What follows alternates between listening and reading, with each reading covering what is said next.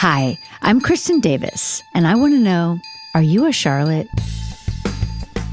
You guys, Cynthia Nixon's here with us on the podcast. Are you a Charlotte? Which I think the answer is no. I think not really. But we'll get to that at the end. Not really. Thank you, Cynthia, for being here. Thank you for having me. It's beyond exciting. It is. So, okay, what we want to do, I mean, there's a lot, right? There's like kind of endless amounts of things to talk about, but what I want to do with you, because I have you here, and for me, once I started rewatching, which you remember, I never rewatched. Like I watched at the time, but I find it like uncomfortable. But at this point, looking back, it's not so uncomfortable for me. It's more like archaeological, or what is going on, you know? So I really, once we started the podcast, I really felt like I need to have us on to talk about the beginnings. Right. Because all of us had different experiences and all of us were coming from different places, you know? Right. And that's what's kind of so interesting about it, I think, in a way. Like we were all so different in terms of the careers we were having. And then we all came together for this and magic happened. And here we are almost 30 years later, which, you know, crazy. Insane to think about. Crazy. So tell us a little bit about, I mean, should I intro a little? Like, you know, you were this incredible Broadway actress. I mean, I had seen Cynthia, not knowing Cynthia, in when I didn't see Hurly Burly, I saw the other one. The Real Thing. The Real Thing, which I love so much. Yes, so she beautiful. was in 2 Broadway plays across the street from each other at the same time. Okay. Right. She'd done Juliet and Shakespeare in the Park. You'd been in Amadeus. You'd been in the I'd movie. worked with Robert Altman a bunch. Yes. And Sarah Jessica and I, of course, really knew each other. Which was amazing. Because we were child actors in New York. Right. And you were in that. We did a bunch of things together. Right, but with Vanessa Redgrave. We played sisters in a TV movie with Vanessa Redgrave and Jack Albertson. Yes. Unbelievable. So when did you hear about Sex and the City? When did you get the script? What did you think? So again, as I think you've talked a tiny bit about, so when the show first started, the premise was that we were going to really, as a launch, you know, come from her column. And the people she was writing about would be kind of like the first episode starts with the main characters, like we're not anywhere in sight, right? It's the woman she's talking about, right? This horrible thing happened to. So when I first read the script, they asked me to read for Carrie, as I think they asked you to read for Carrie. I did not know this. Yes, they asked me to read for Carrie, right? And then I did, and they were like, yeah, not so much. But I did not tend to be very proactive about these things. But for me, because I was like 31, I want to say. Right. And I had been acting literally for 20 years at that point. Wow. And a lot of success and but I was, you know, when I first started acting, I was a child and I was in school. So I was very like, I only work in New York, right? So this show in New York was like unheard of. Totally, right? Yeah. We had Cosby. I think we had Kate and Allie for a while. We Law and Order. We had Law and Order. We used to have The Equalizer. Like we had, but you know. But it was slim pickings. Yes. And not all those shows were on at the same time. Those were like the things that we had.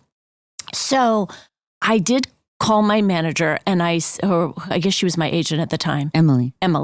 And I said, okay, they don't want me for Carrie. No one's really surprised here, but there's like 7 women on that show. Yeah. Couldn't I get one of them? Because it didn't seem like there were 4. That's true. It seemed because these other characters, at least in the pilot, were like central, kind of coming and going, and then we had all those testimony from women on the street. It seemed like a larger group of women. That's true. But even had there been 4, maybe I wouldn't have been so optimistic. But I was like, can't we? You're like, I can get one of those. I get one of those. Yeah. And so they said they'd like me to come back and read for Miranda. And is this just casting directors at this point, like Billy Hopkins, Carrie Barton? I don't remember, but I would assume so. Okay. But I don't. Like you didn't know Darren. I didn't know Darren at all. So I went in, and at some point, maybe it was the first time I went in for Miranda after. So it was like the second audition, maybe. And my Emily said to me gently, but clearly, she said, maybe put on a little lipstick. Maybe you could comb your hair. I was like, I'll try. I'm going to try. I love it. So then they really liked me. I mean, it's like an endless saga. I mean, I think you said yours was like a matter of weeks. I mean, mine was months and months and months. And it wasn't like I was endlessly auditioning. I think I auditioned. They really liked me. And then I think they moved me on to like testing. Right. So I tested. Right. Here in New York. Here in New York. And I think I was one of the very early people that tested. Yeah. Did they know that Sarah Jessica was potentially Carrie yet? I don't remember. So I auditioned and nothing happened.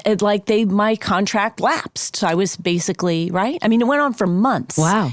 And Emily would call and say, what's going on? Yeah. And they would say, we haven't found anyone we like better yet. Oh, gosh. That's painful. And I think, it's so terrible that I can't remember this at this point, but I had auditioned. I had never,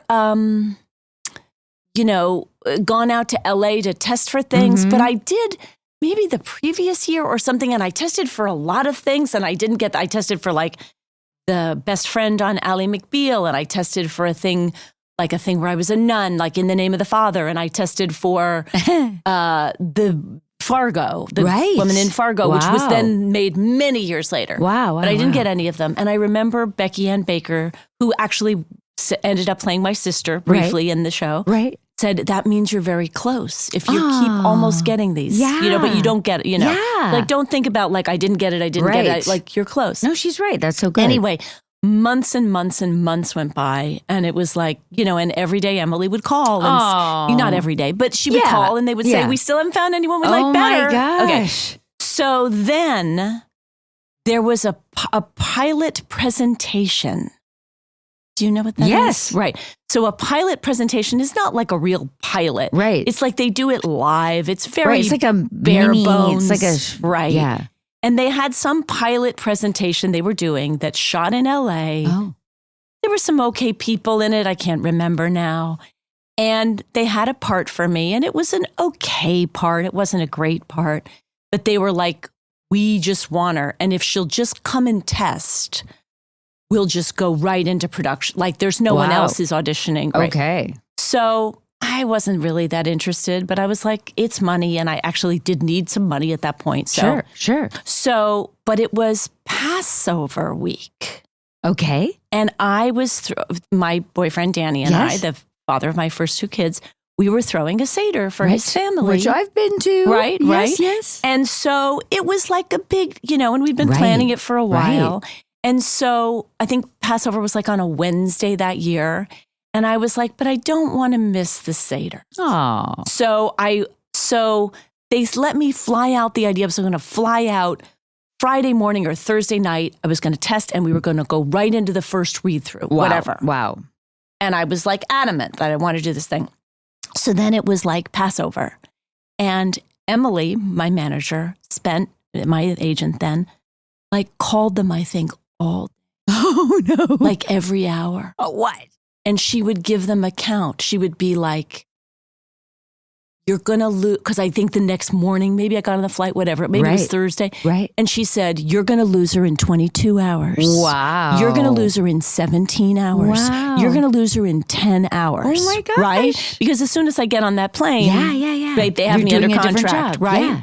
And at one point, she actually apparently broke down and cried on the phone with them. Emily. Like, what are you doing? This is the perfect person for the part. Oh. You love her. You've looked for months. You haven't found anybody better. Come on. Yeah. Pull the trigger. Good job, Emily. I know. And literally during the Seder at like 9:00 at night, my phone rings and Emily is like, I got it. That's amazing. I've never heard this story. Right. But it was literally from the time I tested. I mean, it was months. Wow. It was months. Wow. I didn't know this. It's amazing. Yeah. And so in your like gut or your heart or whatever, did you feel connected? Like, yes, I want to do this. Like, this is amazing. Or did you just feel like, I felt like felt like the Holy Grail. It really, I mean, we didn't know what would happen with the show, but it was so interesting and it was so clever and it was all actually about something. Right. I felt the same way. Right? Yeah. But then there was like all this sex in it, which was like, we didn't know. Right. But it was so different, wasn't it? So different. It was so different, but also weirdly for me, for people who this is the main thing they know me from. Again, I had been acting for 20 years at this point. Wow. And I had never played anything remotely like this. Like I was a person, for a lot of my early life, I had long blonde hair and I played a lot of, very easygoing, shy, wallflowery kind of insecure people, flower children, waifs. Yeah. Waifs for days, Yeah. And so to play this woman, and I had been nominated for a Tony a couple of years earlier when I was doing a play called Indiscretions, which was Jude Law's New York debut. Right. And I was wearing a wig, and we ran for many, many months, and I got nominated for a Tony. And the guy who did my hair said, "Why don't we cut all your hair off and dye it red, just as a thing?" And it was fine because I wore a wig, so it didn't matter what my hair was like. Right. So I was blonde, Kim was blonde, Sarah was blonde. You were the only non-blonde. Right. So they came to me and they said, "We got too many blondes. We've seen these photos of you from a few years back with this red hair. Would you dye your hair red?" So yeah. But so that's how that happened. Yeah. I never knew that either. So in every way, it was such a departure. Such a departure. And you love that. And I was great. It was great. Yeah. But it felt like, a character that had like not a lot to do with me. Well, and I mean, in some ways that's true. Yeah. And then in some ways it's not. Yeah. So, I mean, people would ask me, how are you like Miranda? Right. And I would always say, we both feel confident about our brains, but that's kind of where it ends. Because like I was in a long-term relationship. Right. You had a kid. I had a child. Yeah. I was incredibly domestic. She's a really good cook, you I'm guys. very domestic. Yeah. Like all the things that Miranda has at least no at the time, had no patience for, right? Those were she like wants my to bread eat her and butter. thing out of the garbage. Exactly. Right. Exactly. So when you took it on, like remember, I mean, you have these kind of aggressive power suits and whatnot in the beginning, like what did you think? I mean, I thought I have these really good jokes, which is great. And I have a really strong character, right? Yeah. She's like, I understood who she was. Clearly. Yeah. And I was really, poor Pat Field, who, does the clothes. I was really concerned with trying to look like one of those women would really look, which was not Pat's. We really tortured Pat in the beginning. Which was not Pat's favorite. but we reached a, You did. And it's also, good. It's good. I mean, do you remember how in the very beginning, because we would have all those coffee shop scenes, right? Yes. And we tried so hard to make them real. And we're constantly not just eating, but like reaching for things and like, right? And so and I looking was, away. I'm like scratching your constantly. nose. Yes. And, right. Yes. Like just trying to have as much. Yes. So I was really kind of focused on that, like have as much sort of real behavior and the clothes and the sort of like the Miranda armor of like the jewelry was very like silver and spiky and like it was like armor. It was like definitely. I mean, I think that when I watch myself too, I mean, I think a lot of things, but one of the things I do think, because I had come from Melrose, where you had to like hold still because they were going to do the super close up and just stare at the other person. Right. And I'm always like, you barely see my face for like the first couple episodes or whatever, because I'm just working so hard to be present and be real. And, follow your lead and follow Sarah Jessica and Kim. And, Kim's doing her own thing. And, it's like super interesting to look back on. And I do remember thinking, like, this is different. This is its own animal. Right. And, I knew Sarah. Sarah and I knew each other quite well. We'd worked together a bunch of times and we were always auditioning for the same parts and stuff when we were kids. And Kim, I knew a little bit. I'd seen her in a few things, but also I think we had auditioned for a production of Miss Julie that we both, I think she got it and ended up doing it. Wow. And I feel like she came to see me in something and I met her backstage. So I had some sense I did not know this either. Right. I had some sense of Kim. And I didn't know who you were, but I looked at the way you spelled your first name with an I, which is unusual. Yes. 2 I's. Yes. And I decided you were Kristin Scott Thomas. Wow. Well, thank you. I was like, it must be Kristin. That must be Kristin Scott Thomas. You must have been really disappointed. No, I didn't really know who Kristin Scott Thomas was at that time. British, incredibly beautiful. I know now. Yes. Oh my God. Yes. That's adorable that you thought you were going to do the pilot of Sex and the City with Kristin Scott Thomas. I mean, I wish I was Kristin Scott Thomas, you know? I don't wish you were. You don't? No, you're I'm so sweet. Glad Thank you, you're baby. you. Thank you, baby. So do you remember the read-through? No. Me neither. I remember, there's a thing that I remember about you, and I guess it was at the read-through. I just remembered some stuff. Yeah? I remember that we did it at the market. Okay. Chelsea? Chelsea Market. Wow. And I remember Sarah came in and she had just gotten married. She had just gotten married. And I and others congratulated her because she'd just gotten married. That's and I true, guess they must have been scouting around there, which is why we did it at Chelsea Market. Oh, I don't even So remember that's that. all I remember. That's I remember amazing. Chelsea Market and I remember Sarah coming in having just gotten married. That's nice. This is what I remember. You had like a notebook with your script in it because, you know, you're very professional. And on the front of the notebook was a little baby picture of Sam. Oh. And I was like, oh, is that your baby? And you were like, yeah. And I was like, aren't you worried to, you know, not be at work? You know, not to be at home. And you were like, no. And I was like, oh, I was just very impressed. And you were like, it'll be fine. I was like, oh my gosh, amazing. But I didn't remember the bigger picture. Sarah Winter remembers the bigger picture of the read-through, which is super interesting. Really? Yeah. Because apparently there was a Kennedy there. Can't remember his first name. He was going to play that part. Which part? Her guy, Sarah Winter's guy in the beginning who ghosts her. And then I guess something happened. He got cold feet. Who knows? Okay. Lawford was his name. Peter Peter Lawford? Yes. I know. Super fascinating. Don't remember that. I kind of remember that. A little bit. Okay. I had not remembered. She remembers Darren coming in and me talking to Darren because I knew him from LA. I didn't really know the rest of you. You know, I had just seen all of you. You know what I mean? Barry, right? Barry Jocelyn, whose right? name I keep saying, I'm like, oh my God, where is Barry? Yeah. I mean, yeah, he was a big part of it all. Yeah. He was the Melfi. We didn't have Melfi yet. We didn't have Melfi. Oh. And do we have Jane Rabb yet? I think no, not in the pilot. We had the mystery woman who gave me the contract to sign where I would have been a recurring. Right. Who, you know, doesn't have a fond place in my memory. No. I'm sure it's not her fault, but, and I don't know her name, but, did you know about that? Did I tell you about that at the time? You told me about it. I think you did tell me about it at the time. I think you might have been the only one. Because I really tried to keep it a secret. Right. Michael Patrick didn't even know. Right. I think you did. Isn't that amazing that I don't Michael know that you didn't told even me right away, but I think sometime during the first season you told me. Because it really, like Michael talked really interestingly about his beginnings and how he didn't know how to write Charlotte. He was like, wow, that one, I don't know, you know, which I understand because in the book, she's not really very, like she's fleshed out, or yeah, she's not fleshed out. She doesn't really make a lot of sense. She's just a little different. You don't like she takes drugs and goes roller skating. Like it's weird, you know. You're like, who is that one, you know? And I remember, you know, really feeling like I've got to figure her out.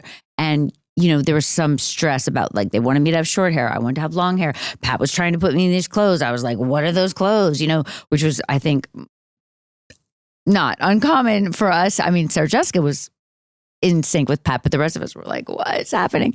So that was a process, obviously. But also, I think Charlotte had to be developed. And that was, you know, luckily happened over time, but definitely was not true in the beginning. And for me, inside, I had this sense of, oh, you know, someone doesn't know if I'm important here. Right. I didn't know who that was. Right. I didn't know if it was like HBO because we didn't really know Strauss at that point. We didn't know Carolyn. No, we didn't know anybody. Right. We were just like... You knew Darren. I knew Darren, which was great. But also Darren was, you know, trying to create this thing. Like, do you remember one time he came down and he was like, you guys have to be funnier. And we were like, We were I like do that. kind of remember that. And then he was like, and then the next week was that a scene in Sarah Jessica's house? I think so, when we ad-libbed. Like the Chinese one and only food time. or something, yes, right? Yes, in I the, do kind in of the remember first that. episode. And we had to ad-lib what we felt insecure about. Right. I you remember remember I this? said my neck, right? Yes, and I said my thighs. Yeah. Yes, it was the only time And we've Sarah, ever... said her nose, right? Yes, she and I don't touches remember it. what Kim said. She doesn't, because Samantha's not insecure about anything. Yes, but it was like our only time they ever asked us to ad-lib. Right. That was the end of that. Right. But it was very sweet because they didn't want to write anything that would upset us, which was nice. But I remember they wouldn't want to say, what, you must feel terrible about your blah, blank. blah, blah. And then Right. we'd be like, that's my best thing. Totally, what do you mean? totally. But then I also remember a different week when he'd come down, Darren would come down, he'd be like, everyone's got to be sexier. You've got to be sexier. And I would be like, me? How? Like what? Like how? In like what just way? like this? Like yeah, what? Totally. Like just low cut. I don't know. Yeah, it was bizarre. But I remember just not knowing, what our aisle was, what our goal was kind of, or who we were. But then when I look back on it, which having not watched it for, 8 million years, we're very good. We are very good. I mean, it's kind of amazing. Yeah. Like Bay of Married Pigs, everything is there. Yeah. Like we're you together. mean in terms of our characters, you mean? Or? Not, they're not fully fleshed out, but like the energy, the gist, we're at that scene with the pepper mill.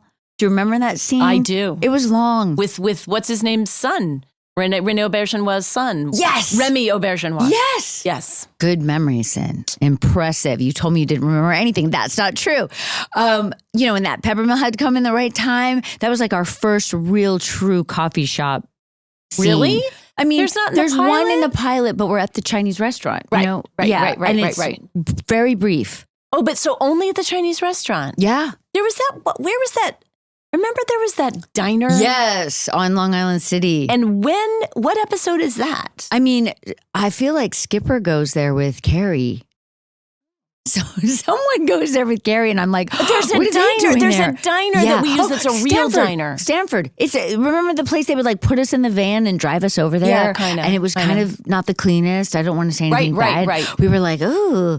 There's very interesting tile on the walls. Ugly would be a word. Yeah. Ugly would be a word.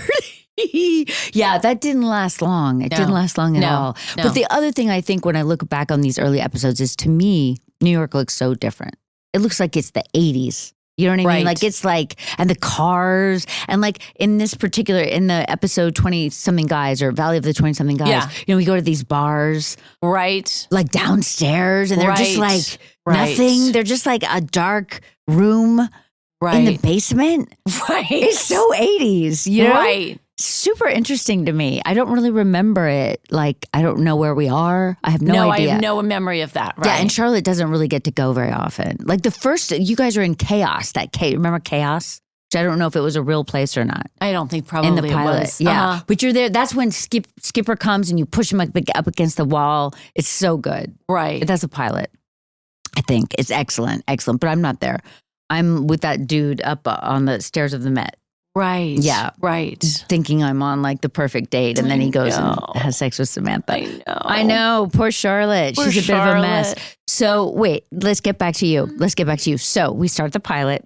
You did feel like it was the Holy Grail. So you had a sense that it was amazing. Well, for me, because I was at a point like I had a kid and like I had just bought an apartment and like I needed to earn some money. Yeah. Like and so much so that after literally 20 years of saying, I will not audition for anything that shoots in LA, like long term or even really short, Yeah. I was like, get me a TV show. And it was Wow. like, here's a TV show here. Wow.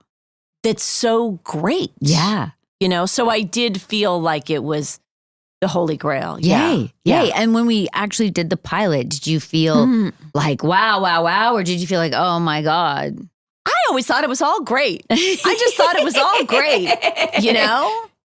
I thought, how am I going to be this like, sexy person that's like going on all these, like, I never dated. I had like long-term relationship. I never I remember you dated, saying this. Yeah. right? I also remember you saying, I never had like girlfriends where we would like go around and kind of like be powerful like this. Yeah, Or right. flirty. Right. My girlfriends, right, we're not ever out on the prowl, and we never were. We're like my friends from high school. We like hang out with the boys in our high school. You know what I mean? Yes, like, I do. It was not like we'd go and meet strangers and go to bed with them. I know. It's super interesting to look at the beginning episodes. Like there's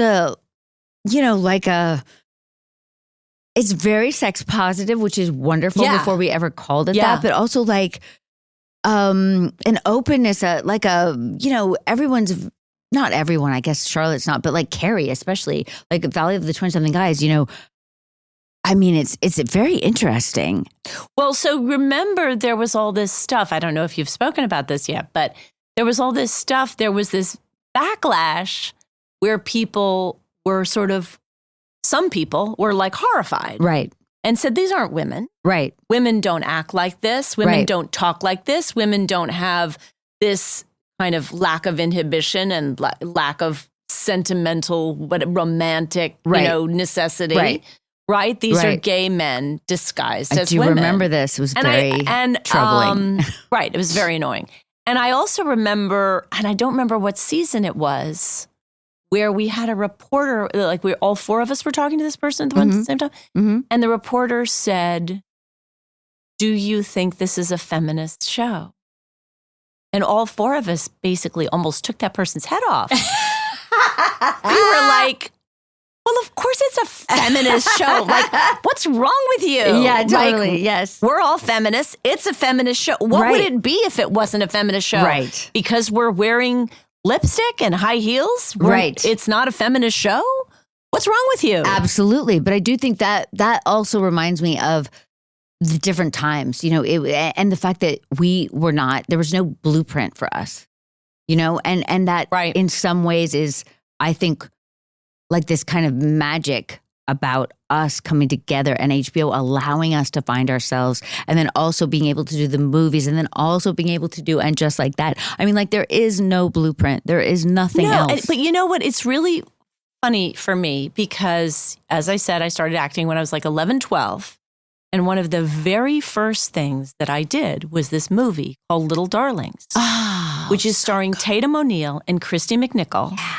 And then there are 6 of us who aren't those 2 people. So there are 8 young women. Amazing. And we're all supposed to be like mid-teens, I would say. And some of us like me are 12 because I'm tall. And other people are like 18, but they're playing 15, whatever. Right. We're all playing Yeah. And it's about 2 girls who don't like each other at summer camp. And somebody starts a bet to see which one of them can lose their virginity first. Wow. And all the rest of us line up with one or the other, and there's lots of betting on it, and the whole camp, gets involved. Wow. And this was a very popular, successful movie that it's like very dear to a lot of people's hearts. Right. But when it came out, I remember one review that started, now here's a disgusting idea for a movie, right?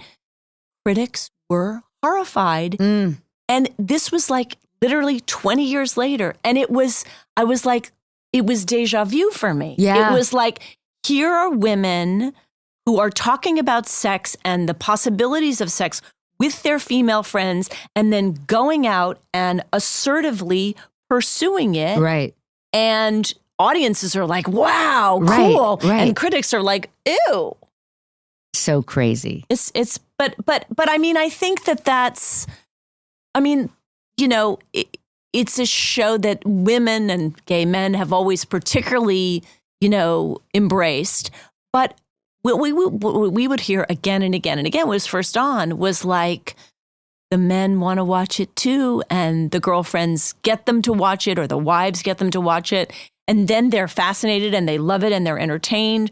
But also then it sparks all these conversations about this semi-taboo stuff that maybe if you're dating somebody, you wouldn't talk about it because you'd be shy or something. But it's happening in the episode, so it's a perfect entree, right? Like the up the butt stuff in the right. Of course. Everyone likes to say all the things that embarrass me. But yes, very good example. And also such a fun memory. So great. Such a great memory and such a funny, I mean, now that I look back on it, which I didn't really compute this or whatever, that's really my first storyline. Like where it's like a beginning, middle, and end, right? Like Carrie's like, and then Charlotte has a new boyfriend and we see him and I'm like, did I tell you he wants to buy a painting? And you guys are like, oh, and then we do that scene. No, then we do the scene. Then I call her, right? And she's like, oh, Charlotte, I got to run out of the house. Right. And I'm like, and she's like, I'll be right there. Right. And then we're in that big cab. Do you remember? It was like a 1970s cab. Right. And Allison, the director, and Maryse, who's French, the DP, who I could never say her name right. They're in the front seat. Do you remember this with the handheld? No, yeah. They're in the front seat, like on the floor. That's how big the cab was that they could do that. Right. And they would like pop their heads up and give us direction as we're driving around and then pop back down. And then we added you guys. And I remember it being so fun, but also being so even just like mortified to say the words out loud that I kept messing it up. Like I couldn't don't remember that. say the words. Because the first time I say it, it's just Sarah Jessica with me, right? It's just Carrie with me. And I had so not said it in rehearsal. Remember how we used to run our lines all the time, which I told Michael. Michael was like, I didn't know this. I was like, wait, we were so scared that we weren't going to talk fast enough for you. Yeah. I mean, at least I was, right? So we were in the makeup trailer just running. Do you remember this? Did they have us do that? Did they have us watch some like His Gal Friday or something? I think you did, but I don't think anyone told us to. I think that was your creative, thought process. Right. And also, I told you I was going to tell you this. I do think this is when you started saying to me quietly, like, not my medium, not my medium. Because we'd be in some complex thing where they'd say like, and then you find the lens and then you move forward and you find the lens and you would just be like, not my medium. Right. And I'd be like, it is. Hitting the mark, finding the lens, continuity. These have never been my strong suits.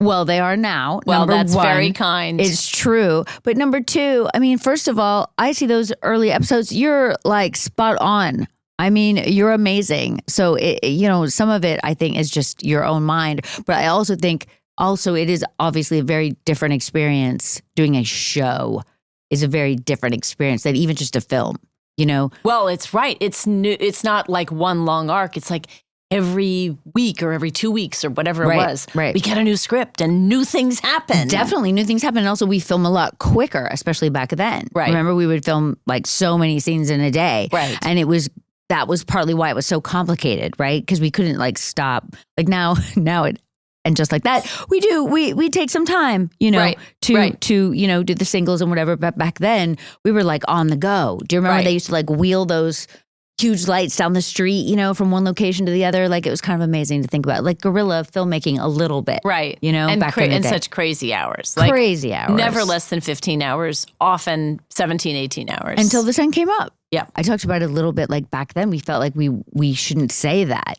Do you remember that it was so long? Right. Like, because remember how we shouldn't complain? Or we shouldn't complain. Yeah. Because remember how people would just come up and be like, isn't it so much fun? Like once it started to kind of, take off and we'd be like, yes. Like as we're like, fainting, as we're just so tired. Right. But we couldn't really say that. Right. We felt like we and couldn't our really feet say hurting. that. Yes. And our feet. I mean, I told them the story. I had the bigger size shoes for the weekend. My tennis shoes were bigger so that I could like let my little swollen feet rest. Yeah, because remember how we would film till the sun rose and then start at 5 a.m. on Monday? Yes. So you had this tiny little window. To recover. And you had a whole life. I didn't have Sam was like, I think 8 months when we did the pilot. Exactly. How did you do that? Well, I don't know. I mean, the pilot, what I think of is when we were getting ready, when we'd been picked up and we were getting ready to do the second episode, right? The first episode of our first season. Do you remember this? So we shot in Silver Cup, which is in Long Island City in Queens. Right. All of us were living in Manhattan. Right.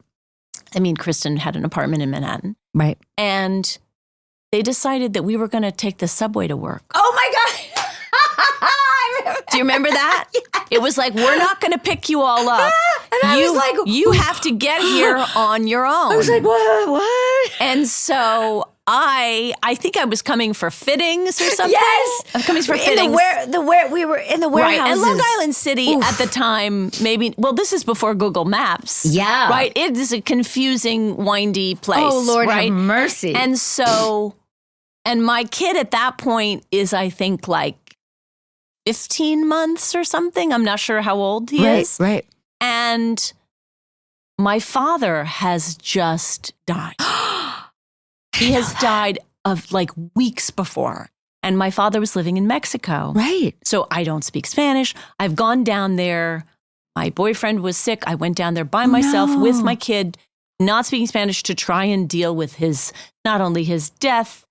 I mean, he was cremated, so that wasn't a big deal. But, his belongings and his finance, everything, right? And so I came back. I'm coming for this fitting where Shelley, do you remember Shelley? Yes, I do. Shelley told me that I had to take the subway or whatever. Oh, my God. And so I take my kid strapped to me on the subway with all the diaper bags and whatnot. Yes. And I get off the train in Long Island City and I can't find it. And I'm walking around the streets and I call Shelley and I'm like, Shelley, I have my 15-month-old. My father has just died. I'm wandering around. Can someone please just pick me up? So I think they gave up on the subway idea. I think that must have been somewhere close to me trying to also do the same thing with not a child, but just my really challenged sense you're of not right. geography. You don't live here. I mean, I used to live here, right. but it never, it's just a challenge that I have, right? In wherever I am, it's a challenge.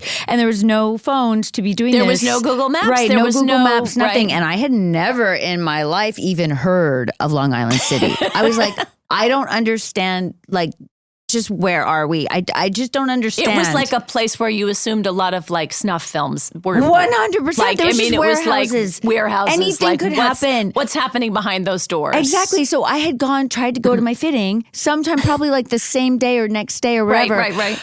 It was raining and I'm just wandering, like a little lost wet kitten, like help me, anyone. And then crying, like finally, like I think calling Shelley also like help me. I don't know. I don't even know if I'm in Long Island City. Like, you know what I'm saying? Like all of it. And then she was like, yeah, Cynthia had a problem too. I was like, maybe you guys should send a car. Send a van. Well, remember the 16-seater that we did end up spending a lot of time in? Anyway, I do remember that. And I was like, if Cynthia had a problem, I don't feel so bad. Yeah. Yeah. But then remember how we both lived on the Upper West Side? Yes. And they would pick us up blocks from each other. Yeah. Thank God. And they would pick us up together, which was really fun. It and was fun. Cynthia very kindly would run lines with me. Because remember those times when I had those big speeches? Yes. Like very didactic, like soapboxy, like I'm going to get married and I'm going to follow this book and I'm blah, blah, blah, blah, blah, blah. So hard. And I talked to Michael a little bit about like the word perfect, Yes. Like we had to be perfect. We still have to be perfect. Yes. And comedy is very precise, so I get that, but it's sometimes challenging. And Cynthia, God bless her heart, because I live by myself, right? So like you can only somewhat do so much work in your own head, to a certain extent. And then what would happen is we'd get there and I'd get nervous and I'd like just freeze up. So on the way downtown or to Silver Cup or whatever, Cynthia would run lines with me so sweetly, really saved myself so much. That was fun. And like, we were like kids. That's the other thing that cracks me up. When we watch, like, I don't know how you think about this, but like, we look like little children. Well, yes, we're very beautiful. But also, so I have still, baby fat. No. Well, I mean, from my baby. Right, but no. Also, I have literally pimples. What? On my chin. Like I don't see any pimples. Take a look. Oh my God. I still have acne. Hysterical. But the thing that's so funny is that I remember thinking, because I was living in LA before we filmed, right? And I remember thinking like, I got to get a job because like we don't have a lot of time here. This is back when you were 40, which I don't think you probably felt because you were very theater, and theater, thank God, goes on forever. But like you had this sense of like time is ticking. You've got to like make the most of it because you're not going to last long. Well, I mean, that's the thing is like now we look like such babies, But at the time, that was part of the point of the show, was that we weren't kids. I know, that's what's so funny to me. Right. We were like mature women. We had these careers.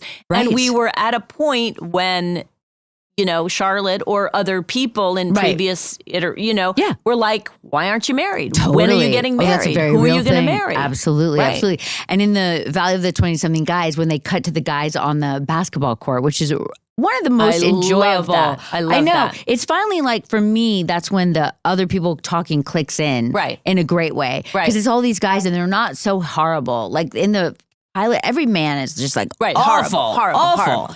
So finally, some of them are kind of likable. And one of them, I think it starts the basketball confessionals. And he says, the great thing about women in their 30s is they're just so grateful.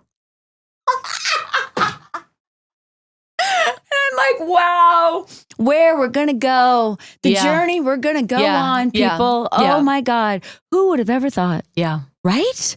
Yeah. And back then, I remember also feeling, because when I was auditioning, I would always just lie about my age. Like whatever age the character was, you'd pick like a year older or a year younger. And that's how old you'd say you were. At least that's what I did. That's what all my friends did in LA. Wow. So for me, I was like, oh, thank God we're playing women in our 30s. I can stop lying. It's so exciting, right? Like it was such a weight off my mind. And I look at us, I'm like, we're like little tiny babies. I know. Little tiny babies. But I think how much sex we're having and going out and meeting people and going out on dates and just picking people up, right? Yeah. There's all that. Yeah. Which is different. Yeah. And it's not, there is really nothing to compare us to. I mean, what are you going to compare us to? Charlie's Angels? I mean, right? Right. No, but those it's a stretch, man. Right. I mean, they don't talk to each other, right? No, they don't talk to each other, and they also don't date. I mean, I guess they don't. They just sort of like strut around, right?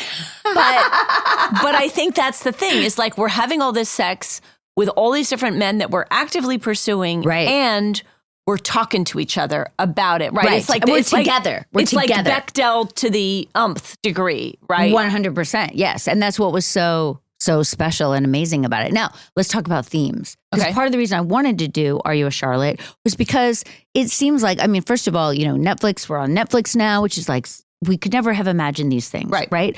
And all these younger people are finding us, which is so exciting and really kind of amazing and wonderful. And the themes are still so resonant today. Yes, totally. And it's kind of just a testament to our writing, and to just the, it was kind of just bravery on, I guess. Well, but have you talked about the thing about the 1 degree of separation thing? About no. Well, that they had this rule in the writer's room. Oh, yeah. That, fantastical things happen on our show. Crazy, zany, like, wow, cover your mouth, you're so shocked kind of things. Right. But that they had a rule in the writer's room that you could only make a plot line around something that had literally happened to you or someone you knew. It couldn't be like my friend's dentist's cat's brother. Right. I heard this. I heard one time, right, that it had to be you experienced it or someone that you could get on the phone and ask them about it in detail. Right. It happened to them. So, I do think that that's one of the reasons it really endures is like it's the stuff grounded, even though it's real. Yeah. Even though it's like, oh my God, can you believe what happened on the show last night? Right. But it's real, and people really, the writers really put themselves in it and located the good and bad and funny and whatever sexy things that were happening to them. Right. So true. But when you think back on the themes, like what do you think of in terms of like Miranda's themes or, what stands out to you? What do you think of as your favorite themes or your favorite relationships or things like that? I know it's hard. I think maybe this is not what you're talking about, but anything. Like the overarching theme is obviously, we're not sitting by the phone waiting for a man to call in and ask us to marry him, right? It's like possibly Charlotte is. Well, possibly Charlotte, but then she's aggressively pursuing it. She's aggressively pursuing it, and there's part of her that has this marriage goal in mind, but she also kind of wants to experiment and have Oh, fun. she's certainly more experimental than you realize, Than for you sure. realize. Yes, she yes, really yes, is. And yes. I remember, of course, we did the thing. They had a thing in a magazine about who had the most It was the sex. book. It was the book. Kiss was and the Tell book? in the back of the book. But wasn't it They had even all the before that? pictures. Wasn't it even Oh, it before could that? have been, I feel like yeah. there was a magazine article No, you're right. listing how many sex partners each of them Right. had, and that Charlotte won. surprisingly I know. won. I know. She had been Which to is- bed with more men. But I also think that is what I love about when we think back. And I kind of was aware of this at the time. Because, like, for instance, you weren't Miranda, right? So you playing Miranda, you brought different things to it. You brought kind of some friction to it. Sarah Jessica is not Carrie, and she didn't want to show her body all the time, so it created kind of a friction. Like all of us being together and being such different people created kind of an interesting friction. Charlotte wanting to get married, but also being the one who literally has the most, hookups or whatever. Right. It's interesting, right? Right. Like it wasn't as much as people think that we were archetypes and whatnot, which I get, right? Right. It really was more complex than that. And certainly like the underlying thing, as opposed to what we were showing, I think created a depth and a frisson kind of. Right. So I feel like in terms of Miranda, obviously she's very smart, she's very quippy, she's very cynical, she's very driven. She's all about her work and getting ahead. Right.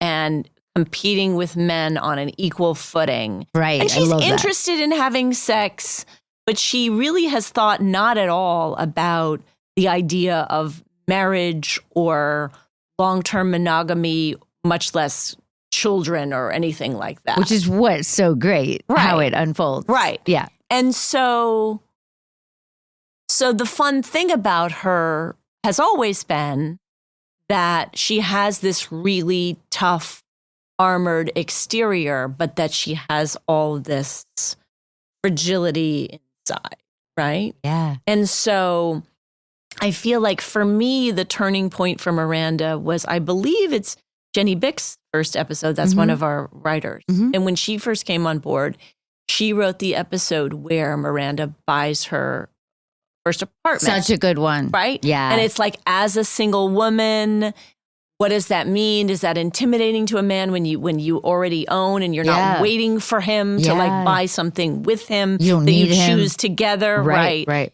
And that Miranda is really determined and excited, but then it brings up all of these demons for her about, what does this mean? Buying this apartment, does this mean I'll always be alone? And I'll die alone. And I'll die alone, and like no one will know, and the cat will eat my face. Oh and, my God. Right. It's so good. It's so great. And she starts to have these panic attacks, which seem very un-Miranda. Right. And, and in the same way that Michael Patrick talks about with Charlotte is a beautiful, intelligent, warm, career person who wants to get married. Right.